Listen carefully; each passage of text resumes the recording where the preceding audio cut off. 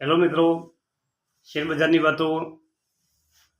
હવે ખાસ વાત એ કરવાની છે કે આજે આપણે 5 કંપનીઓની વાત કરવી છે.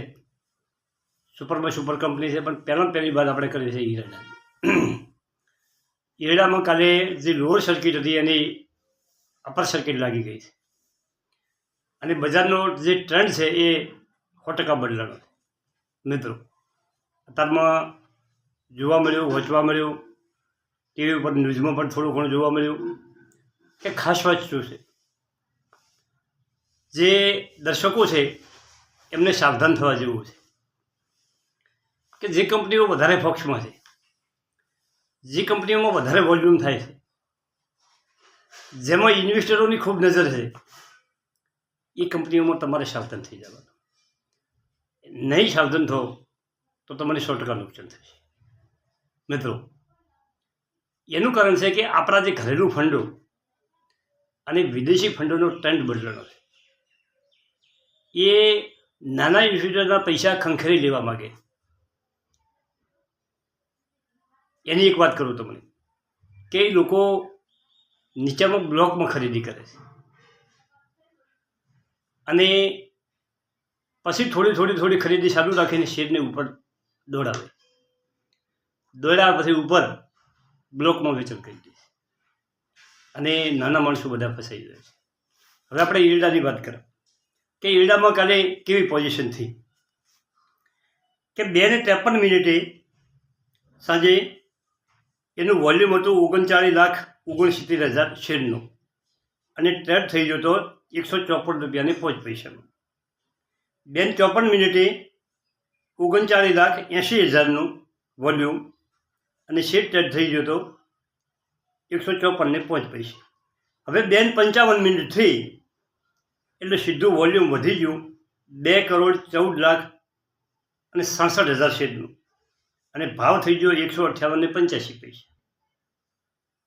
2:56 વોલ્યુમ થઈ ગયું 2,81,01,000 શેરનું અને ભાવ થઈ ગયો 169 અને 70 પૈસા.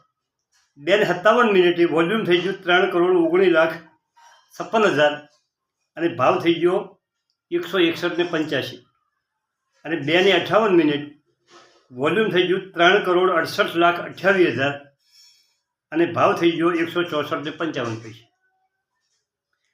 3 વાગે FZ શેરનું વોલ્યુમ થઈ ગયું 4,45,89,000 ભાવ થઈ ગયો 168 ને 40 પૈસા અને 3:02 એમાં વોલ્યુમ થઈ ગયું 5,08,63,000 શેરનું અને સર્કિટ લાગી ગઈ અપર. આ ખેલ પડ્યો મિત્રો. હવે આ કંપનીમાં 309 કરોડની 2,11,72,000ની ડીલ પહેલી 2:55 થઈ. હવે આટલી બ્લોકમાં જે ડીલ કરતા હોય લોકો, એ જો આપણે ખબર ના રાખો તો આપણે ધોઈ જવું પડે. ખાસ મિત્રો, જેનું લાંબા સમય માટે ટ્રેડ હોય એ જ આવા સર્કિટવાળા શેરોમાં પડે. નકે પછી એને એવોઇડ કરે. આપણા માટે તો જેના ફંડામેન્ટ મજબૂત છે, સારી કંપનીઓ છે, ધીમે ધીમે ચાલે છે, એવી કંપનીમાં રોકાણ કરીને ભૂલી જવાનું. આવી કંપનીઓ સારી કંપનીઓ છે, કંપનીઓ કોઈ ખોટી નથી, પણ કંપનીને ખોટી રીતે ઉપર દોડાવે છે, ખોટી રીતે નીચે દોડાવે છે. અને આ ખેલમાં જો આપણે ઉપરમાં ફસાઈ જાય તો આપણે નીકળી શકતા નથી. 100% વાત છે, અનુભવની વાત છે.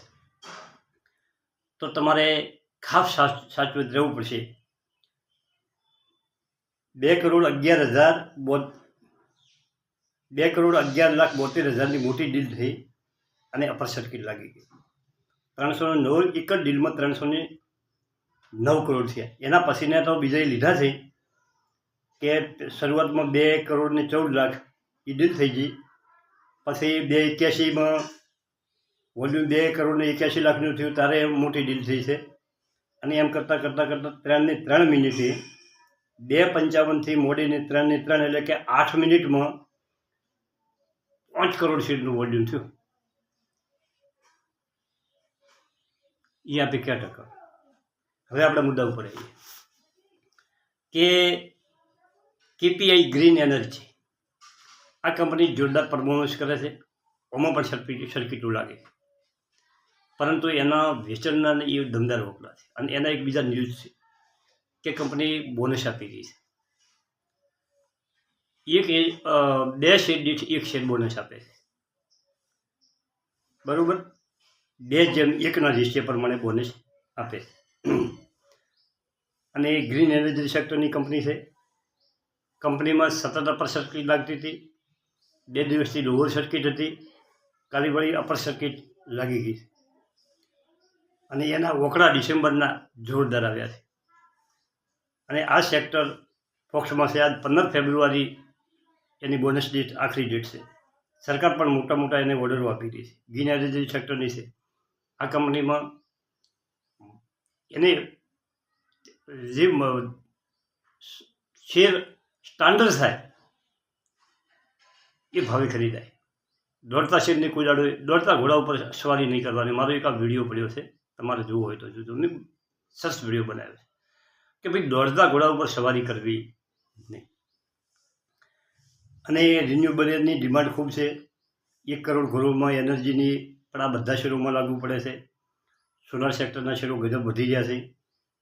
અને એના વોકડાનું તો મને વાત કરું કે એનો પીએ 59 છે. કંપનીનું રિઝર્વ બસ 2.89 કરોડ છે. એસેટ 1400 કરોડની છે. એસેટ કંપની પાસે જબર છે. અને 838 દેવું કંપની પાસે છે. હવે તમે એમાં પ્રમોટરની વાત કરો તો 53% પ્રમોટરો છે, 5% ડીઆઈ છે, 2.9% એફઆઈ છે અને 38% પબ્લિક પાસે છે. કંપનીના ડિસેમ્બરના વોકડા આજે કદાચ બજારમાં આવશે, પણ જૂનમાં 189 કરોડનું રિટર્ન હતું અને સપ્ટેમ્બરમાં 215 કરોડનું રિટર્ન હતું. રિટર્નમાં દમદાર નફો થઈ ગયો છે. હવે ત્રીજો નંબરનો શેર છે મિત્રો RICT. આ 1 વર્ષમાં કંપનીએ 50%નું રિટર્ન આપ્યું છે. આ મોનોપોલી કંપની છે. રેલવેનો બિઝનેસ જમતમ બિઝનેસ નથી. રેલવેનો વિકાસ જમતમ વિકાસ નથી. તો આપણે બધા વિડીયો કર્યો છે, પણ હવે તમને સિરિયસ થઈને કહી દઉં કે તમારે લાંબા સમયનું વિઝન હોય તો તમારી શક્તિ મુજબ શેર લઈને પડ્યો રાખજો. એમાં ટ્રેડ કરવાની વાત છોડી દો. ટ્રેડમાં શું થશે કે ઉપર જશે, નીચે આવશે, આપણા ફસાવાના ધંધા થશે. અને જો તમારામાં સાહસ વૃત્તિ હોય અને તમને નફો થતો હોય તો ઉપરમાં તમે પ્રોફિટ બુકિંગ પણ કરી શકો છો, પણ એ તમારામાં આવડત હોવી જોઈએ. અને ખાસ કે નીચે આવે તો તમે લઈ શકો છો. નીચે આવે છે પણ અમુક કંપનીઓ ધીમે ધીમે ચાલતી હોય એ નીચે આવતી નથી. અને આમાં 62% પ્રમોટર એટલે કે સરકાર છે, 7.3 એફઆઈસી છે, 11.3 ડીઆઈનું હોલ્ડિંગ ગજબનું હોલ્ડિંગ છે 11.98%, અને પબ્લિક પાસે 18.28% છે. ઓના વોકડા ડિસેમ્બરના આવી ગયા છે. સપ્ટેમ્બરમાં એનું શેર 995 કરોડનું હતું અને ડિસેમ્બરમાં 1118 કરોડનું રિટર્ન વધ્યું છે.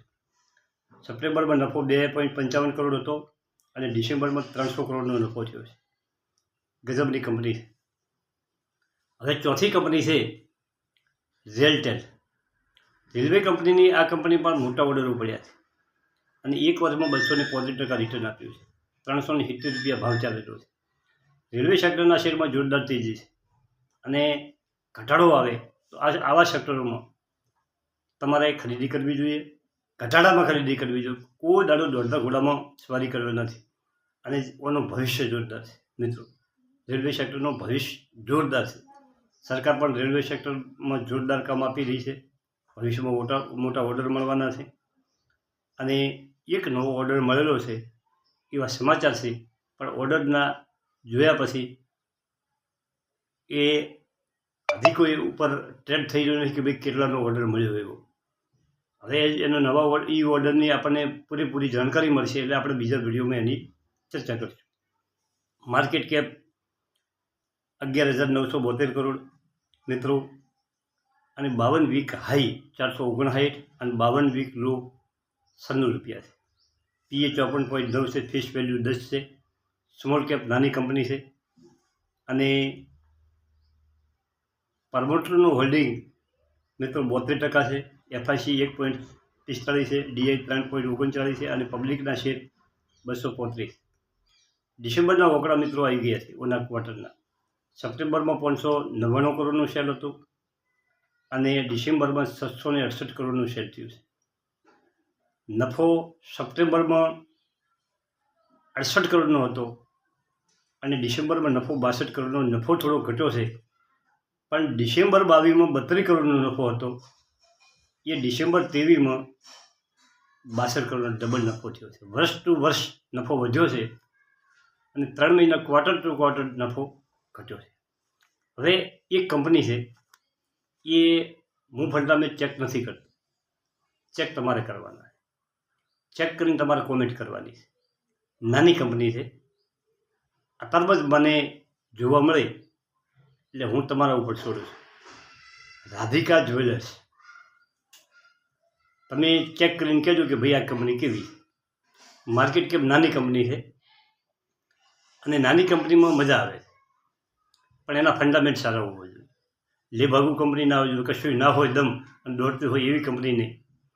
માર્કેટ કેપ 814 કરોડ છે, ફેસ વેલ્યુ 10 છે, પીએ 18.18 છે, પીએ સામાન્ય છે, પ્રમોટરનું હોલ્ડિંગ 63.73% છે. મિત્રો કંપનીએ 1 મહિનામાં 28%, 3 મહિનામાં 49%, 6 મહિનામાં 93% અને 1 વર્ષમાં 90% રિટર્ન આપ્યું છે. રાધિકા જ્વેલર્સ, હું નામ નીચે ડિસ્ક્રિપ્શનમાં લખી નાખું છું બધી કંપનીઓના, તમે જોઈ શકો છો. થેન્ક યુ, આભાર.